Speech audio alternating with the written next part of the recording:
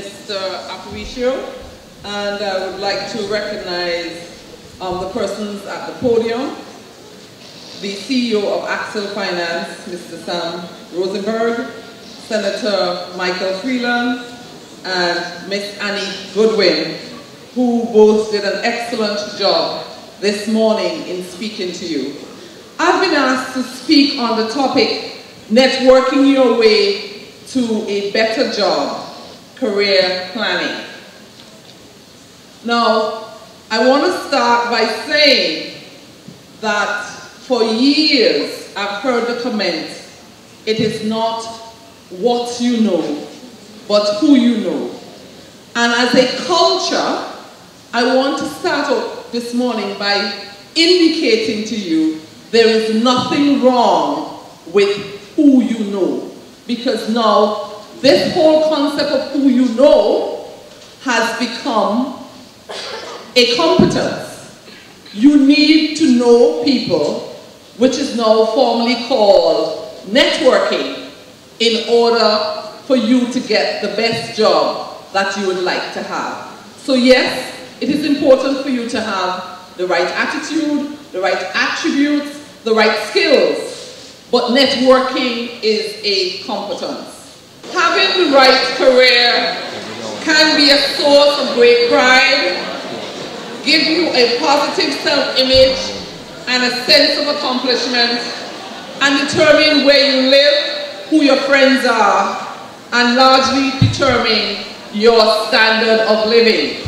And I heard when Senator Michael Freeland asked you this morning, why do you want a job? That one of you understood the connection to the job that you get and the standard of living that it's going to afford you. When should you start in terms of looking about what job you're going to pursue? It should be a mindset from early in life. Some persons, way before they reach this stage, already have an understanding of what they're going to be and who they are going to become. Some people become concerned only when they're about to finish school, and their concerns are reflected in questions like, what am I going to do? How am I going to support myself? Will I be able to survive in the world of work? And so some of you might be feeling like this right now, the image I have on the screen, that you do not know exactly what path you would like to take. So I'm going to just share with you some tips as to some of the things that you must consider. There's several doors that might be open to you, but you need to think about these areas. What is my personality like? Am I shy? Am I outgoing? Am I reserved? Am I the life of the party? What are my interests? The young man who interviewed this morning in the mock interview highlighted that he was interested in football. And when he said it at first, I was wondering where that was going. Yes, sports. But when he highlighted, as an interview, as an HR expert, when he said to the interviewer that he was a member of 5 Ps, that meant something to me as an HR person. Because 5 Ps not only instill in young people about football, but they talk about 5 of what I call the 6 Ps of becoming a good professional. And it speaks to proper planning prevents poor performance. So some of the things that you saw and the confidence that was coming out in that interview with that young man is based on something. You heard several speakers before talk about the fact that we research things, but we also know some things. So some of the things that you will say in your interview will mean a lot to us as HR professionals. Your skills. Some of you have skill sets which you would not have acquired in school.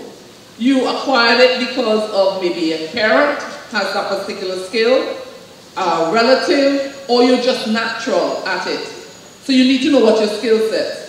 What is your life's goals? What do you want to accomplish? Where do you want to be? And what are some of the current job trends? Now, I noticed the look on some of your faces again when Senator Michael Freeland mentioned being a pilot. Some of you thought he was flying a plane. And then he mentioned the yachting industry. Yes, Antigua its number one priority is tourism. As a part of the tourism industry, we have cruise tourism and yachting. And there are several jobs within that sector that are readily available if we will develop our people to pursue careers in these areas. And piloting ships into the harbor is just one of those areas. And it's a very good area for some of you to consider. So when you talk about your personality, are you quiet or shy or the life of the party? Are you full of energy or a slow starter? Are you a risk taker or more conservative and cautious?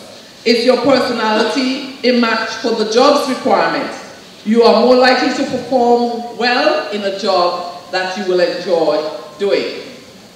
Interests, just some notes. What makes you happy? What do you like to do and what are you good at doing? What hobbies and activities fascinate you? What are your best subject areas in school?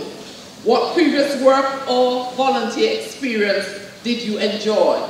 Yes, you don't just come to a job straight from school and might be very ready. Some of you at this stage, you should volunteer in activities. Something as simple as carnival. You don't have to be formally on a committee. You can volunteer your time to work with committee members. As a university student, I remember volunteering with the Queen's Committee, and I was not a formal member, but years later I became the chairperson of that committee. But I got the opportunity to work with experts before I was formally a member of that committee. Answers to the previous questions could be a huge key in determining a rewarding career that is based on things you value and things that you excel at doing. When we talk about skill sets, we need to look at your aptitudes or your natural talents, and we also look at your abilities, skills you have learned. You will find more success when your aptitudes and your abilities align with your career choice. Looking into an aptitude test through a career center or through a college is in which you are interested. Now I know locally here in Antigua, we have an aptitude test that is administered by Profiles Inc., just sharing. I have no interest in the area, but I know that is what is available. So if any one of you are out there not sure which career best suits your personality and your aptitude, you can pay a fee and do the aptitude test, and the results will give you guidance as to what careers you really should be looking at. Your life goals. Would you like to get married? Oh, all the girls are saying yes. I didn't hear the boys. Would you like to have children? Would you like to have a home? Yes. Would you like to have a new car? Yes. Would you like to travel and take vacation? Yes. Well, if you're answering yes to all of these are some of the considerations you have to take into consideration when you're looking at your life goals and what career choice you are going to make. So let us just look briefly at how we will develop in the career path we want to pursue. People come across their professions in many different ways. Everybody has their own unique set of interests and skills. There is no cookie cutter job that is going to be right for everybody. What is needed is for you to determine what it is you like, what it is you're good at, and then find a profession in that area. So, networking, you need to start now. Meet people through other people. Some of you have friends, they introduce you to other people and you just say, okay, and you're still into yourself. Every opportunity you get to meet someone, meet them. It's really not about you. You really have to be interested in people. Most of the jobs that you will go into, it's about some form of service, especially within this environment, and so you're going to have to like people and get to know people. Get out of your league, get out of your box. You might be familiar with one type of person, but if ever you get the opportunity to associate with another grouping of persons, try it. That's how you will get to network and meet other persons. Don't sell, but have an elevator pitch. Don't sell, but have an elevator pitch. And I go back to the young man who was interviewing this morning. He was really doing his elevator pitch during that interview, even though it was for a job that he did not apply for. So, boys and girls, young people, I am saying to you that networking is an art, and you need to start right now. Get to know people. Some of you will see someone that you have seen maybe on television. You never met them before. But it's okay if you are in a location where you will not be too intrusive for you to go and say, excuse me, good morning. My name is Jane Doe, and I've seen you on television. No, you never know. That person might engage in a conversation with you that could lead to you having a job in a particular area.